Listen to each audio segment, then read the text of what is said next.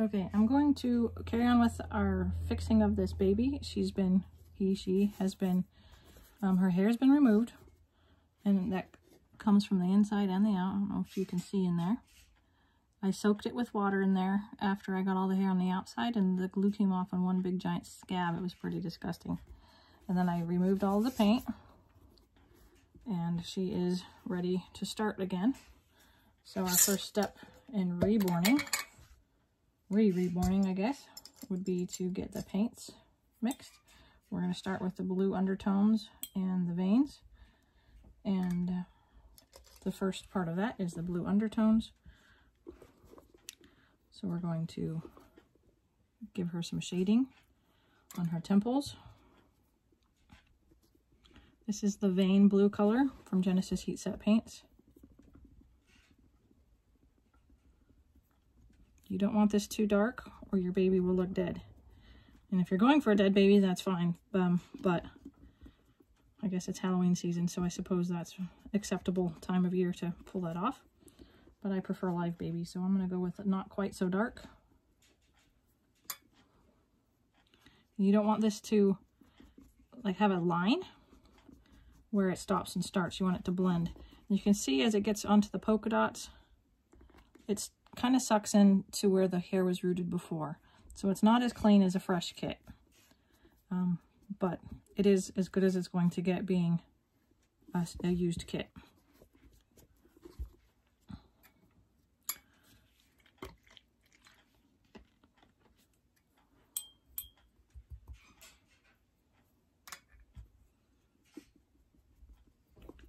Across the forehead, on the bridge of the nose. We're going to do right across the nose next, and on the eyelids. Not with my sponge, but with my paintbrush blender. I never dip this color in the paint, or this brush in the paint. I only use it to blend out the paint on the baby. Otherwise it gets too saturated with paint and doesn't blend very well. Right around the nasal flanges, on the top lip.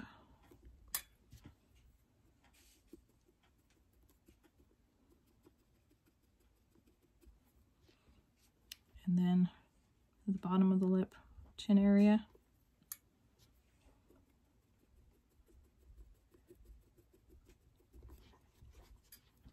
And the bottom of the neck.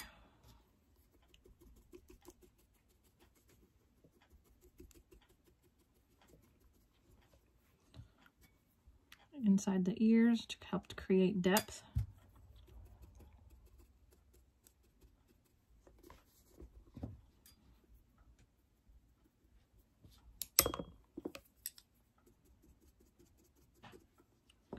Okay, the head is done. So now we're going to go on to the shading on the hands. So we're going to do a little bit right on the palm and on the wrist.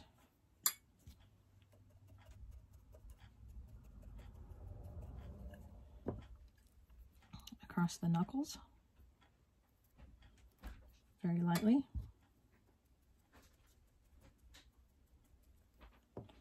And the inner armpit thing.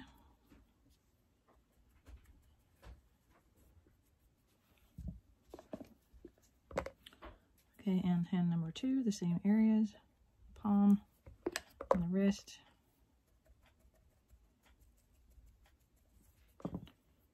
across the knuckles,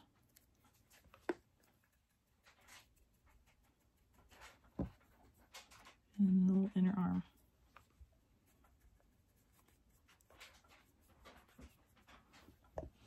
And now on the legs. I do on the inside of the foot, kind of up between the toe pads and the heel, and kind of going up on the inner foot.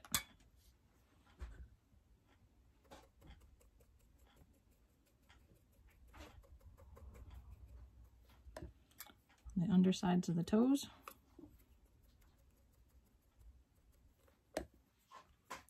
The top sides of the toes. And the ankle.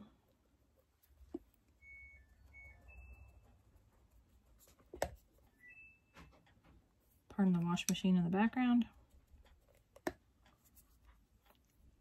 The underneath of the knee pit.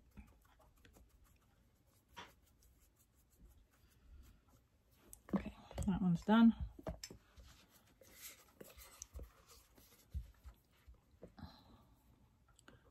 repeat on this one.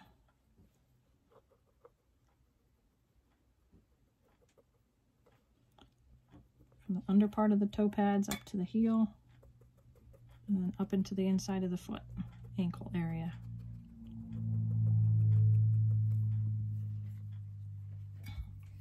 A little bit on the toe pads.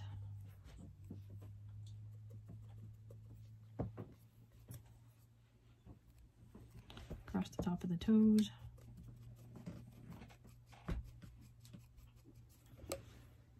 The ankle.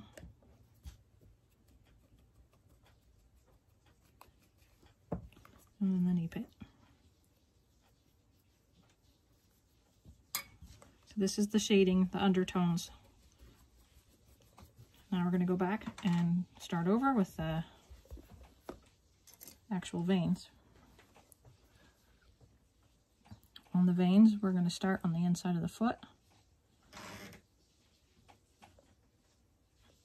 My paint's not very thick right now, so I might have to thicken it up before we can carry on. Try that again. Again, the cat seems to think that turning the video on means that he needs to yell at us.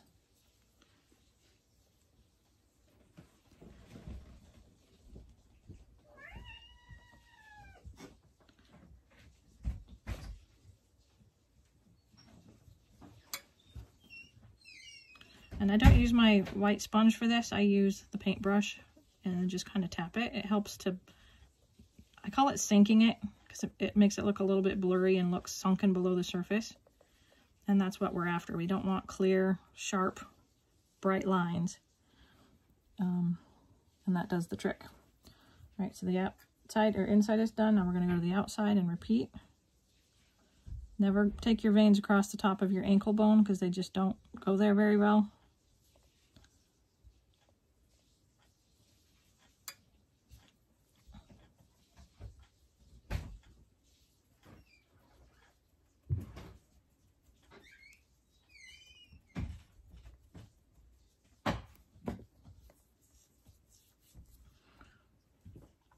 I'm going to carry some of those over across the top of the foot.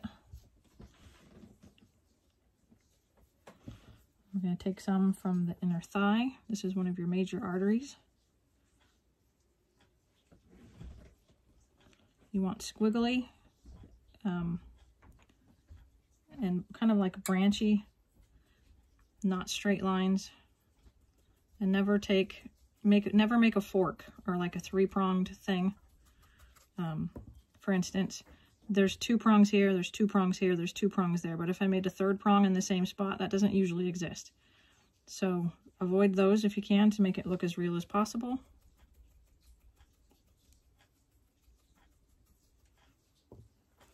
Again, we're coming from the outside of the leg. And a couple little spares. They're smaller.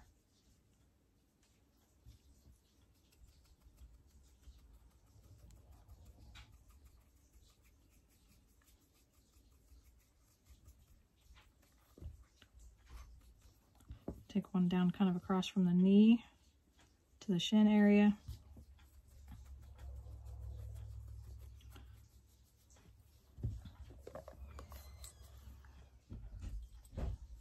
I'm going to do that one off camera. I'll just do one of each on camera so we don't have 10 hours of video.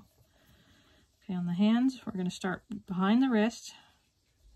And you're going to make a branch after you get across the wrist bend.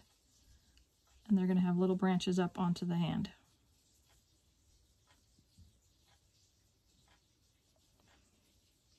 Some of these are going to come up onto the fingers.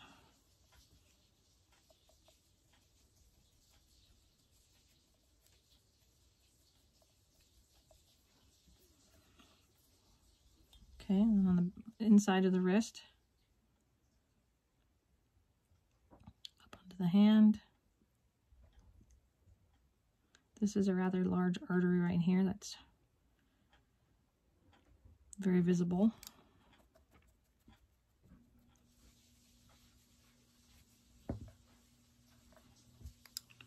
I don't want any sharp endings or sharp beginnings on these veins, so make sure you pay attention to where they stop and where they start so they don't just have a giant Sharpie blunt end sticking out of nowhere. They fade off and sink into the arm. That's the illusion we're trying to create.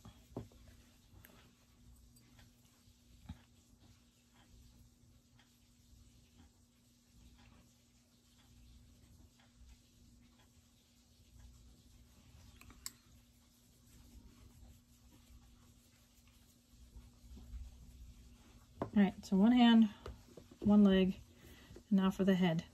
I'm a little bit nervous about doing the back of the head, but since it's going to be rooted, it's going to just be what it is. It might be a little bit darker in the beginning. So I'm going to take my veins from kind of right above the ear and branch them off and bring them forward down the side of the forehead towards the eyes.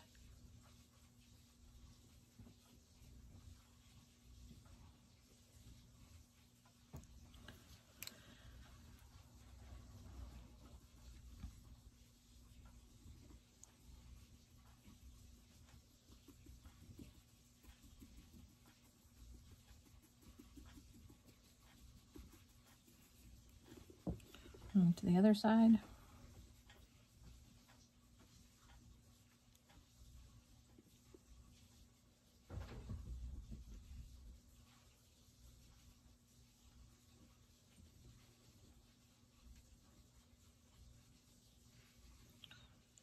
Bring these down across the forehead.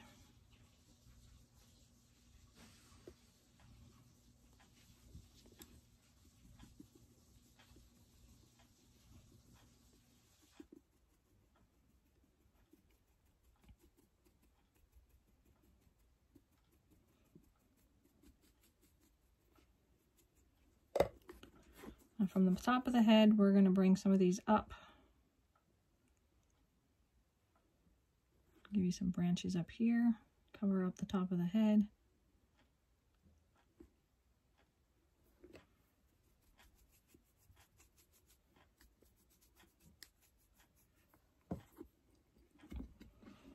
Then we're going to have our main artery up, coming up the inside of our neck, carotid arteries. This is the wrong side of the neck. Well, I don't know if there actually is one on each side, but I always thought it was on the right side. So we're going to go with that.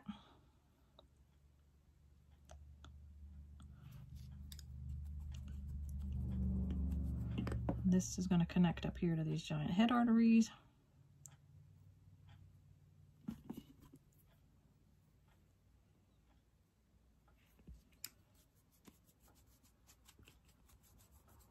All right. So our veins are done. You can sort of see them, but you sort of can't. So, but having them underneath the paint will make them look more realistic. And if they're not dark enough later, we can come back and actually enhance them a little bit and bring them out a little bit more. But I've done it this way for years and years. In the beginning, I did it on top, and I didn't like how topical it looked. It looked kind of cheesy. So we're going to go with underneath from now on until I find a better way that I like, or like better, if that does exist. So we'll go with the flow. All right, so the next step in the next video, I'm going to start the modeling. I'm going to do these last two limbs by myself so that you don't have to watch that part. And we'll pick up in a few minutes with the other next step.